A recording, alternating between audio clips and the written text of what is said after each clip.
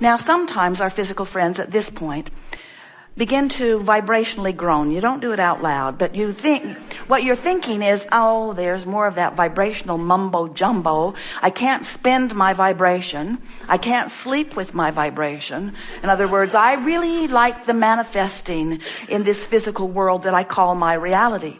But we want to lovingly remind you that everything that you know that is manifested in terms of this beautiful planet and it's spinning in its orbit in perfect proximity to other planets, everything about the biology of your bodies and of your food, everything about the water system of your planet, everything about gravity and those physics laws that you are experiencing with such grace here in this physical environment, all of that was a vibrational reality before it became a physical reality. And if it had not been thought into place vibrationally, it could not have come into the physical manifestation. So we want you to take seriously this vibrational reality that we're going to be talking about all day here today for a number of reasons, but most important because when life causes you to ask for something, the larger part of you, far and away the largest part of you, the biggest part of you, almost the whole of you, becomes it. And when you, the very smaller part in your physical human form, don't become it too, you feel the distress of not having become what your life has caused you to expand or evolve to. In other words, when life causes you to be more prosperous and you keep beating the drum of I don't have enough money, you set up discord that is painful. And we don't just mean painful because you don't let the money come. We mean painful because you don't keep up with you.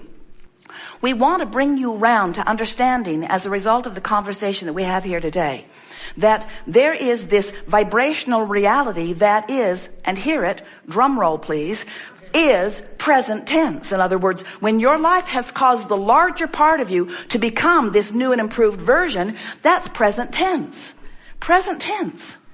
Jerry and Esther have been the last couple of Decembers in Australia, and it was a little unsettling to realize that while today is Saturday in Denver, it is Sunday in Australia. What's up with that? Jerry and Esther would call their office and say, we're living your future.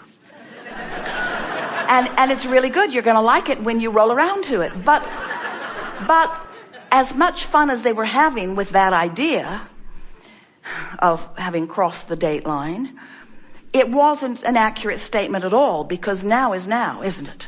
In other words, it was still now. It is still now in Australia, just like it is now right here. And we want to say to you that it is now in the non-physical where we are, just like it is now in the physical where you are. Now is now. Now is this place. No, it's not really a place. Now is this thing. Well, it's not really a thing. Now is where there is a convergence, always a convergence of the vibrational frequency of the non-physical part of you and the physical part of you. And when that convergence occurs, your emotions tell you how the party's going. If you feel frisky, oh, what a convergence. If you feel in love, what a convergence. If you feel appreciation, really good convergence. If you're ornery, not so good. If you're fearful or doubtful, if you are depressed, not so good. If you're overwhelmed, not going that well. In other words, you've got to keep up to speed with you or you're not living real time. And we want to convince you that this reality where we stand and where who you really are and all that you want is, in this vortex of creation, this vortex that has gathered all cooperative components of all that you've been asking for, this beingness of who you are, calling you constantly. And when you move in the direction of it, you feel the relief. And when you move in opposition to it, you feel the tension or the tug of war. And when you get into the vortex, you feel the reality, the now reality, the present tense reality. Just to really drive that point home to you in a way that you will never forget it, we want to say to you that this reality that you're calling reality, because it's manifested and others can sort of kind of see it, you don't share realities really. If you ever watch two eyewitness reports on the same event, you realize how different the realities are that you are experiencing, because you have very different points of view, even as you share similar circumstances. But this reality that you call reality, this knock on wood, manifested reality, what I'm having for breakfast reality, what money's in my bank account reality, what the doctors say my body is doing reality. That physical reality is old news. It's old news. It's past tense. Really it is. But you can't feel that. You can't know that unless you are feeling for the now reality. Now, there's always been a lag time of manifestation. That's a sort of buffer of time. And that's a good thing, because if you had instant manifestations, you'd be cleaning up a lot more messes than you are. But we want you to understand that if you can get the drift of what we're talking about, if you can feel the reality of this vibrational reality that we're talking about, and we know it may sound just like another religious dog and pony show. In other words, we can hear you talking to your friends afterward. Where did you go? I went to this meeting. What was it about? Well, I can't really tell you. It's sort of hard to explain. Well, tell me a little bit. Well, there's this man who calls his wife Abraham.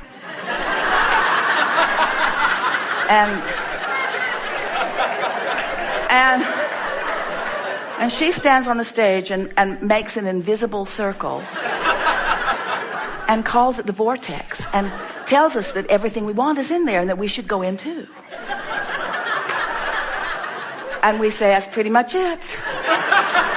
That's pretty much it. Because if you can accept the reality of this vortex, if you can accept the vibrational beingness of you, and we want you to test it with your own ability to test. We want you to pay attention to the way you feel. We want you to show yourself the reality of this vibrational reality. We want you to tune yourself to it deliberately and consciously, and then we want you to watch the vivid manifestation, the matching point by point of everything that you've been asking for once you align with that vibrational vortex.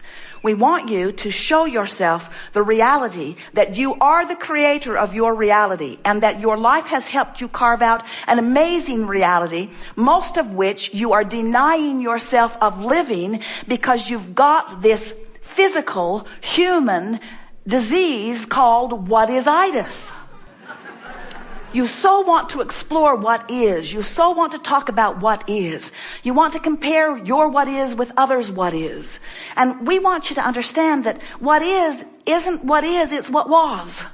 It's what was. It was the bouncing off place for what is. But you got to feel for what is, and that's the part that annoys you, we know, because this physical reality is more compelling. You can see it. You can see it, you can hear it, you can smell it, you can taste it, you can touch it. Where this vibrational reality that we're crowing about all the time, you have to feel your way in. You have to feel your way in. It's where joy is. It's where love is. It's where confidence is. It's where clarity is. It's where stability is. It's where those good feelings are. It's where frisky is. But it is our promise to you, if you will feel your way in on a really regular basis until you're able to know whether you are in the vicinity or in this vortex, in alignment where you are offering one signal. In other words, the source energy, you, is offering a vibration and you are offering a vibration. And when those vibrations converge and you are offering one signal, you are powerful. You are influential. You are the creator, the deliberate creator of your physical experience. And that's what you intended when you came forth. Not one of you said, I'll go forth, explore the contrast, and once I really know what I want, I'll deliberately hold myself vibrationally apart from it. Not one of you said that. And I will complain and write books about it. I will complain and write books about it. Maybe I can get my own cable news show. I don't know. I will scrutinize the planet. I will look for other negative things. And I will gather around me all people who have decided to make a lifestyle of being outside the vortex. And together, we will just complain and complain and complain and complain. And we say, it's not a problem with that, because as there are masses of people outside the vortex, you might even be one of them occasionally. When you're outside your vortex, knowing what you don't want, you are automatically knowing what you do want. And so it cannot go wrong, because there is this vibrational wave that has an equal and commensurate part of what you do want to every part of what you don't want. If you sort of don't want something, you sort of really do want something. If you really, really, really don't want it, then there's something that you really, really, really, really do want, you see. So you can't help but contribute to this vortex. You've been doing it. You have been contributing to this mass consciousness vortex of creation that future generations will be born from. You are massively contributing to the evolution of your species and to that which is eternal life. You can't help that, but you can pinch yourself off from it here and now. You can develop chronic patterns of thoughts and beliefs that hold you vibrationally out of sync with what you're asking for. And here's the part that is so important for you to understand. The longer you live life and the more you ask and the more you expand, the more you ask and the more source answers and the more you therefore have expanded, the worse you feel when you don't go.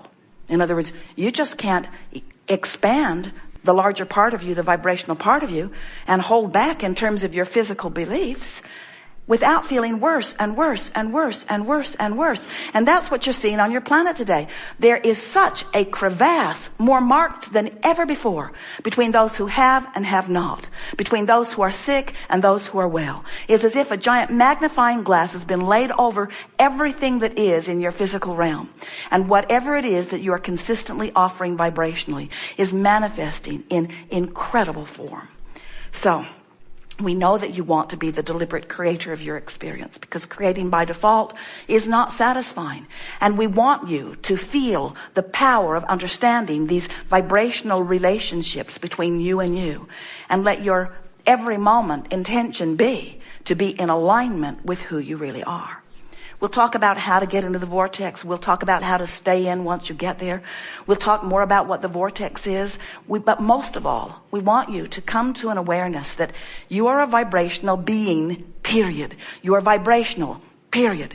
And if you will accept your vibrational nature, then what will begin to happen to you is you will feel the sweetness of looking forward into your vortex. In other words, it's like imagining the deliciousness of a relationship or of a physical condition or of a business that you're building or a book that you're writing. It's about imagining because you're imaging, because you can't see it. It's not manifested yet. So you have to use imagery.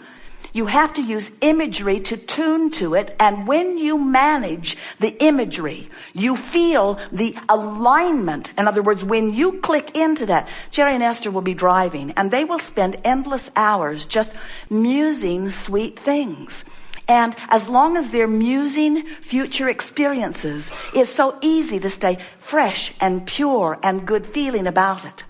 But almost in the moment that they try to make the musing a now reality or compare what they've been musing, no matter what the subject, whether it's a relationship with friends or a relationship with employees or relationships with vendors or relationships with publishers or relationships with public or relationship, it doesn't matter what the imagery is about. In the moment that they turn and look at reality, the feeling begins to dwindle and dissipate, and the high-flying good feeling begins to go away because reality is old news and it will never be up to speed with what's in your vortex. It will never be up to speed, nor should it ever be.